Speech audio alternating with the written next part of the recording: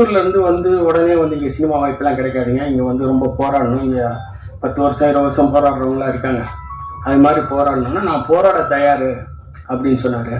சரி, நீங்கள் என்னைக்காவது நீங்கள் சென்னைக்கு வரப்போ என்னை வந்து பாருங்க அப்படின்னா, நாளைக்கே நான் வரேன் சார், இதை விட எனக்கு என்ன வேலை இருக்குன்னு சொல்லி என்னை வந்து ஏவிஎம் கிட்ட இருந்து ஃபோன் பண்ணார். அப்படி பண்ணி ஃபோன் பண்ணவர் தான் நடிகர் சரவணன். அவர் அப்படி ஃபோன் பண்ணி வந்தார். அதுக்கப்புறம் கிட்டத்தட்ட இந்த 18 வருஷம் கடுமையான உழைப்பு, கொஞ்சம் கொஞ்சமாக சின்ன சின்ன படங்களாக பண்ணி ராட்சசன் ஒரு பெரிய படம் பண்ணி அந்த படத்தை வந்து அந்த அந்த காலகட்டத்தில் பார்த்தீங்கன்னா ஒரு 20 நாள் 30 நாள் படம் ஓடுறது பெரிய விஷயம். இப்பயும் அது மாதிரி தான். ஆனால் ராட்சசன் வந்தப்போ ஒரு 100 நாள் ஓடிச்சு. அது 100 நாள் ஓட வச்ச அந்த படத்துக்கு அவ்வளோ ஒரு கிட்டத்தட்ட ஒரு ஃபர்ஸ்ட் ஹாஃபில் இவர் இருக்கவே மாட்டார், இவரோட சீனே இருக்காது. இருந்தாலும் இவரை பற்றி தான் அந்த படம் பேசப்படும். அந்த அளவுக்கு பேசப்பட்டு அப்போ சூப்பர் ஸ்டாரே வந்து அந்த ராட்சசன் யாரு நான் பார்க்கணும் அப்படியெல்லாம் சொன்னது. அந்த அளவுக்கு ஒரு பெரிய புகழ் அடைஞ்சு அதுக்கப்புறம் மறுபடியும் படங்கள்லாம் பண்ணி இப்போ அதை ஒட்டின ஒரு படமாக இந்த குற்றப்பின்னணி வந்திருக்குங்கிறப்ப எனக்கு ரொம்ப பெரிய சந்தோஷம். இதில் தனிப்பட்ட முறையில் எனக்கு என்ன ஒரு சந்தோஷம்னா, நம்மளும் நிறைய பேரை நம்ம சொல்கிறோம், அறிமுகப்படுத்துகிறோம். நம்ம அறிமுகப்படுத்துறது, நம்ம சொல்லி நம்மக்கிட்ட இது மாதிரி நம்ம பார்த்து வளர்ந்து இந்த இடத்துல வந்து ஒருத்தர் நிற்கிறாருங்கிறப்ப ரொம்ப சந்தோஷமாக இருக்குது. இது மாதிரி இன்னும் சாலிகிராமத்தில் நிறைய பேர் இருக்காங்க, திறமையோடு இருக்காங்க நிறைய பேர். இந்தியாவில் நிறைய பேர் உட்காந்துருக்காங்க. அவங்களும் இது மாதிரி மேடைக்கு வந்து இந்த மாதிரி பேசணுங்கிறது என்னோட ஆசை. அது நடக்கும் வேணுறதுனால இப்போ ராட்சசன் சரவணன் அவர்கள் குற்றப்பின்னி சரவணன் அவர்களாக வந்து இப்போ பேசுவார். எல்லாருக்கும் வணக்கம். நான் பேச நினைச்சது சார் பேசிட்டாங்க. ஆக்சுவலா வந்திருக்க எங்க எல்லா அண்ணனும் பழக்கமானதுக்கு காரணம் திரு கோவிந்தராஜ் சார் தான். அதனால ஸ்டார்டிங்ல இருந்து நான் நடிக்க ஆரம்பிக்கிறதுக்கு முன்னாடில இருந்தே எல்லாரையும் எனக்கு தெரியும். திரு துளசி பன்னீரன் இருக்கட்டும், சரவணன் இருக்கட்டும், தேவராஜன் இருக்கட்டும், நிறைய பேர். இல்ல டக்குன்னு வந்த பேர் சொல்றேன், எல்லாரையும் தெரியும். ஆமா, குற்றப்பின்னணி கோவிட் முடிஞ்சு ஒரு கதை. முதல்ல இஸ்மாயில் பத்தி சொல்றேன். நான் சென்னைக்கு வந்து எப்படி கோவிந்தராஜ் சார் டே 1 பழக்கமோ அதே மாதிரி நான் நடிக்க ட்ரை பண்ண ஆரம்பிச்ச நாள்ல இருந்து எனக்கு அவர் பழக்கம். அவரு சின்ன சின்ன படங்கள் பண்ணிட்டு இருந்தாலும் ரொம்ப நேர்மையா ரொம்ப நியாயமா பண்ணக்கூடிய ஒரு ஆளு.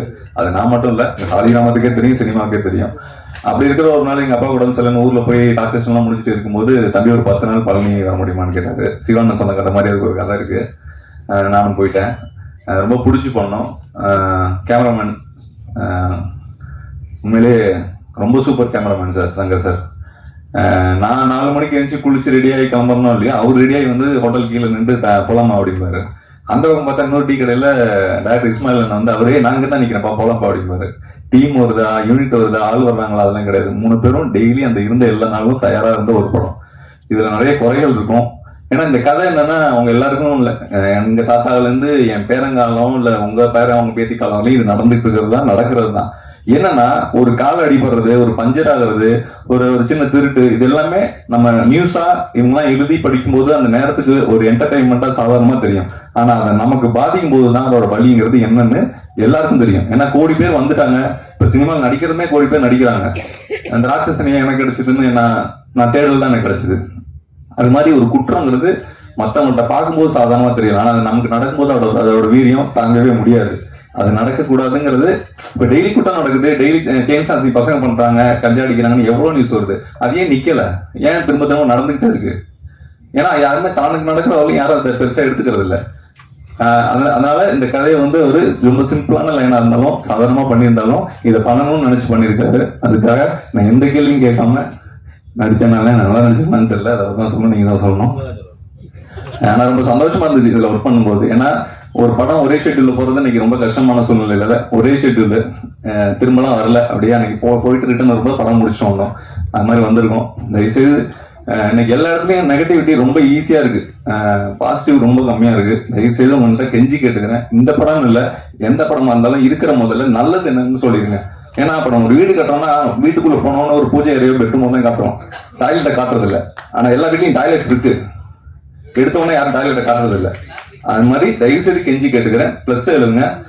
இது நான் நிறைய படம்லாம் பண்ணல, 2-3 படம் தான் பண்ணிருக்கேன். என்னால அண்ணன் உரிமையா கேட்கலாங்கிற உரிமையில எல்லா அண்ணன்கள்ட்ட கேட்கிறேன்.